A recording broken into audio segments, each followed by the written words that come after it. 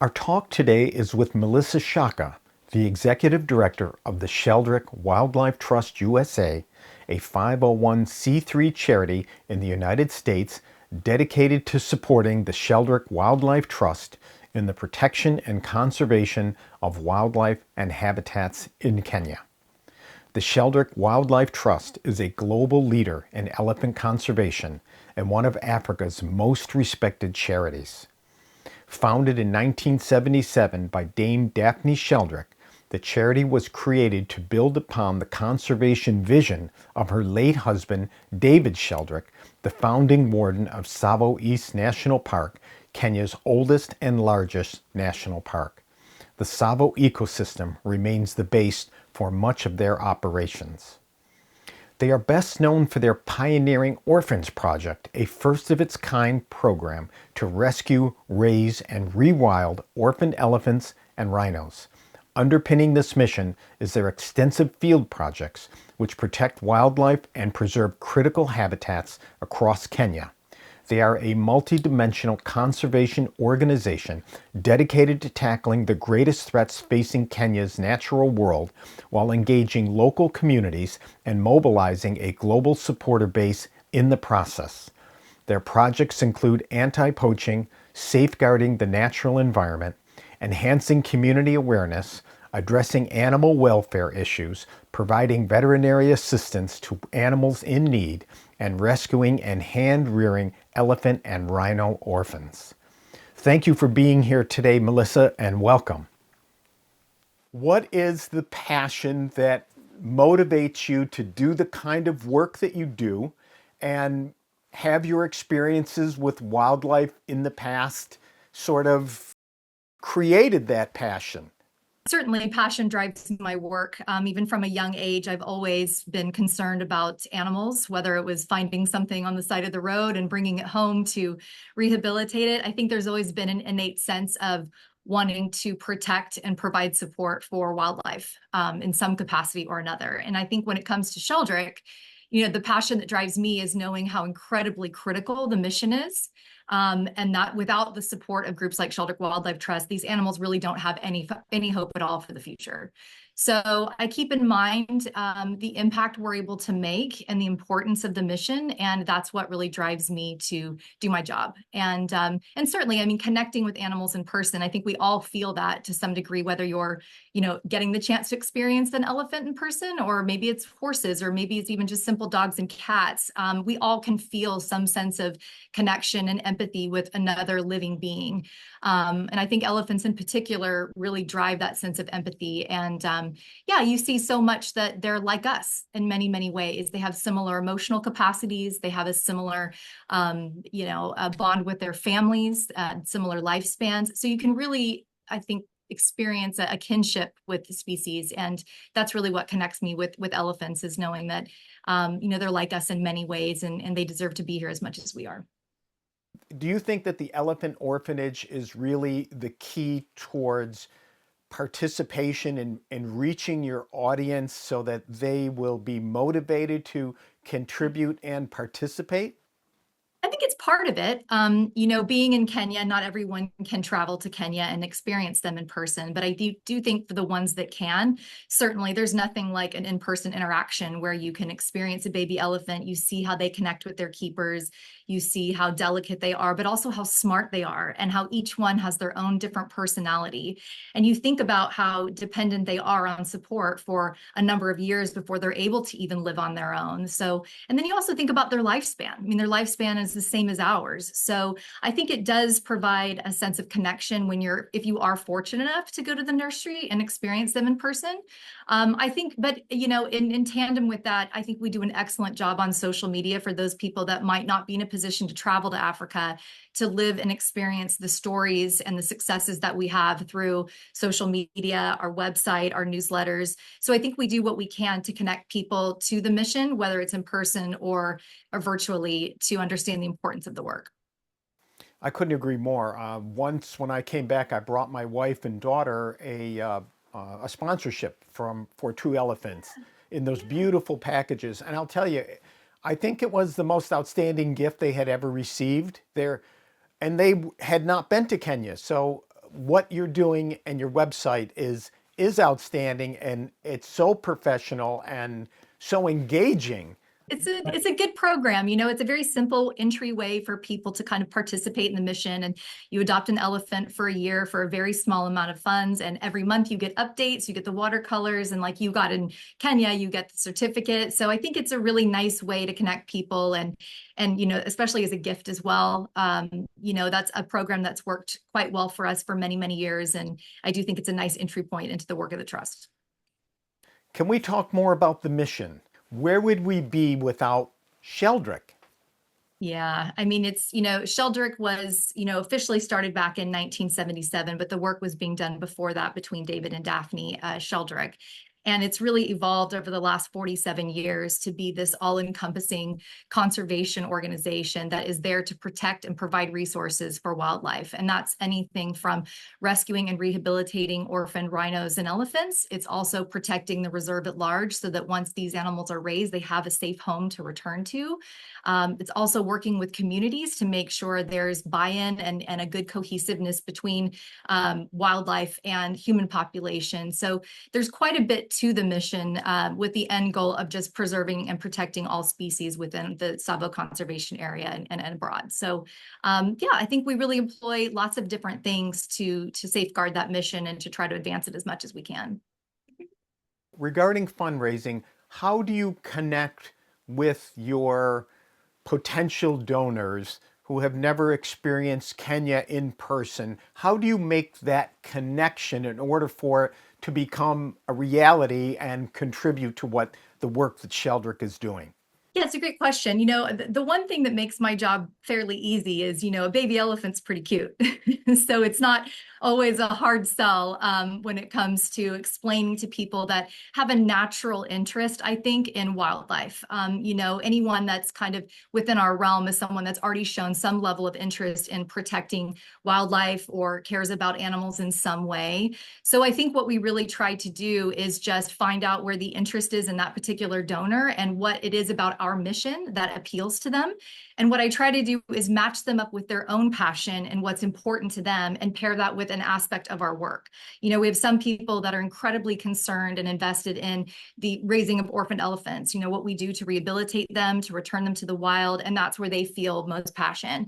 But we also have people that are incredibly passionate about anti-poaching work. And so what I try to do is illustrate the impact that we make at a ground level and how we are single-handedly reducing poaching within the areas that we patrol. So I think that's really the key, is tapping into where people's their own interests and goals are and finding a way to marry that with something that we're already doing and that they might find interesting. So what do you say to people when they ask you about poaching? I focus largely on what we do. Poaching is a different issue depending on where you are geographically. It certainly has a different landscape in Kenya than it does in maybe Namibia or Zimbabwe or some other areas. So I try to focus on what's happening in Kenya. And in terms of sophistication, certainly you don't want to underestimate poachers. They know the terrain usually better than most people or even some of our teams do. They have long-term proven tactics. I mean, a lot of these people are bush tribes. They've grown up for generations and generations in this hostile environment, so they know how to navigate it quite well. But with over 30 teams on the ground and with over 13 aircraft in the sky, we have done a tremendous amount to kind of come at poaching from many different angles. And what we do has significant effects. We've made thousands of arrests. We remove thousands of snares every year. So the impact is significant and in fact has reduced poaching by close to 90% in the last 5 years in the areas that we serve. So I think we have a pretty good team and a pretty good strategy for what we do. So I tell people that are interested that, you can certainly support that side of our project. But it's something we have to stay diligent about and vigilant about, really, because, even if we are making progress in one area, sometimes poaching creeps up in another area. So we always have to kind of stay on top of the new threats, how those threats are changing, and what strategies we want to employ to try to combat them. The feel-good story at Umani Springs is so outstanding because now you're not with babies, you're with older elephants, and many of them have debilitating injuries, and you're seeing them be reintroduced into the wild and then come back to the camp every night. And that's an outstanding story.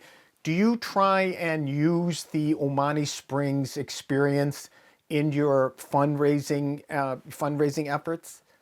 It's part of it. I mean, certainly each one of the units has their own unique stories, and each one kind of has their own sort of designation with what type of elephants might thrive there. And I mean, Mani is special to me because it is sort of our special needs unit. Many of these elephants were ones that really no one gave much of a chance to, especially when you think about like Marrera and Sanjay who are there.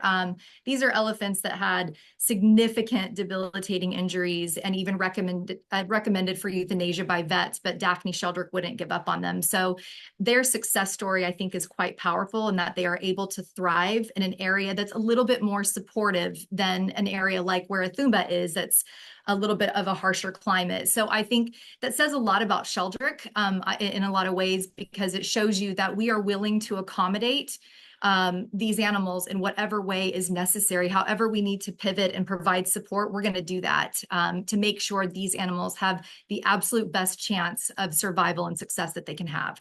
So, I find Umani to be the most heartwarming because of some of the injuries or disabilities that these elephants have, whether that's a mental trauma or a physical trauma.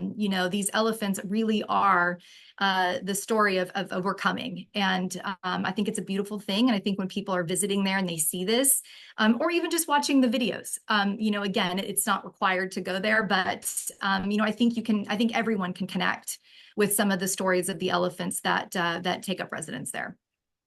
How do you approach clients and stress upon the importance of your mission? Well, I think, having been around for 47 years and have really been one of the organization that's pioneered the success of elephant conservation from the beginning. I mean, Daphne was the very first person to ever figure out the milk formula to save the life of a baby elephant. So that in itself has put us on a trajectory for decades of how to kind of stay at the forefront in effective practices in conservation.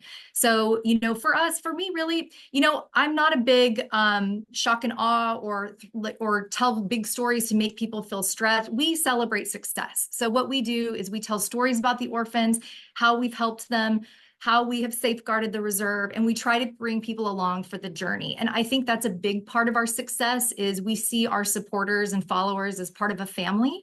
And we just kind of invite them along to participate in that. So this is about safeguarding the future of these species for our own future generation and for their future generations so that we can continue to coexist and be fortunate enough to share a planet with species like elephants and rhinos. I wanted to ask you about the dedication of the people who work for Sheldrick. Yes, it seems like a family. Is it a family that works at Sheldrick, even though it's a multinational organization? I mean, certainly. I mean, I think I have to really hand it to Angela Sheldrick. I mean, she's the best judge of character I have ever seen, to be honest. And so she reads people really well and can tell genuinely whether or not, they really do buy into the mission. And how can you not? The work that's being done on a daily basis is so impactful and such a tangible result.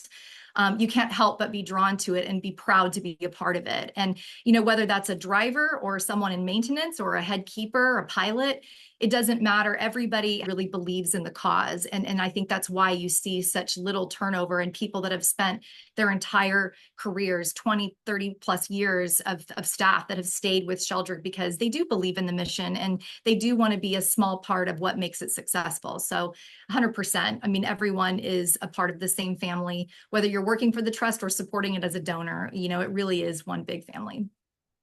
Another point I wanted to make is that I think that a lot of people don't realize the impact of a human-wildlife conflict.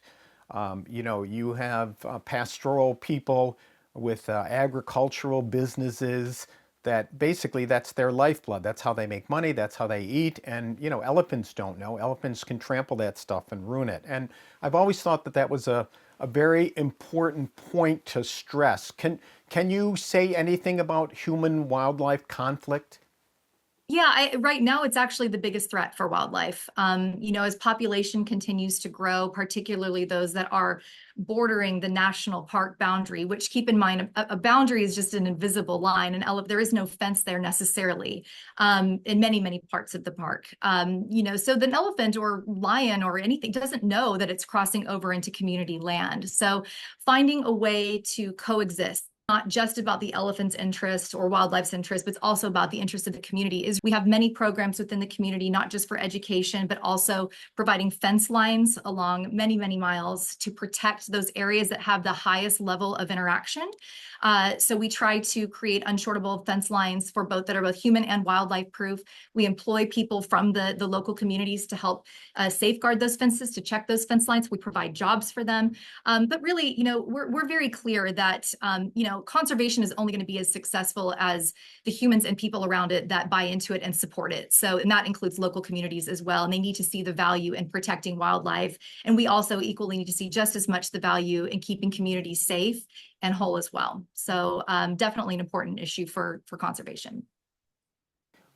One of the things I was most impressed with at Sheldrick is that they employ tribal members, men and women, to work at Sheldrick to help them appreciate the benefits of preserving wildlife. And in turn, those same people either send photos back or go back to their tribes and tell their friends that this is what we're doing, this is why we should protect elephants and rhinos, and it has a great effect on spreading the word about the good work that you're doing. It happens all the time, especially when it comes to our keepers. So our keepers are, from many different tribes and many different villages around Kenya. And a lot of them have grown up with a fear of elephants or of wildlife in general. Some had never seen an elephant, and if they had, it was certainly a source of worry and concern. So what we've seen a lot of the times is our keepers, that as they've bonded with elephants, have hand-raised elephants and created a real connection, they will go back into their villages and tribes in various areas all around Kenya and explain what they do, show pictures on their phone, tell their friends and family about the work that they do, and they're so proud of the work that they do. So they really are the best ambassadors for the trust as far as infiltrating communities, because they're showing their firsthand experience, and they're the ones changing hearts and minds about the importance of protecting wildlife and elephants. So yeah, very much our staff can very much be our ambassadors. Is there anything else you would like to say? Yeah, certainly. I mean, I'm very passionate about the work that we do. I think we all are that work for Sheldrick Wildlife Trust, because again, we recognize the critical aspect of the need to do the work. Because if we don't do it, who will? There's just no way that wildlife can protect themselves in this changing world. So I think, it's a privilege to serve the trust, but it's also a tremendous responsibility for all of us to make sure we're communicating our messages, make sure we're creating people that can buy in and invest to support it long term. I think is key. And of course, I've met lots of wonderful people in the process. And for me, I think the best part of my job is I get to see people at their best. I get to see people wanting to help and wanting to support and connect them to something that they care about and to help move that mission forward. So I certainly feel very lucky to have the job that I have. And yeah, I mean, really all it is that, if people are interested in Sheldrick Wildlife Trust, there's so much more that we do besides just rescuing and rehabilitating orphaned elephants. So I really encourage everyone to visit the website, check out lots of the different programs that we have. And if you haven't already, adopt a baby elephant.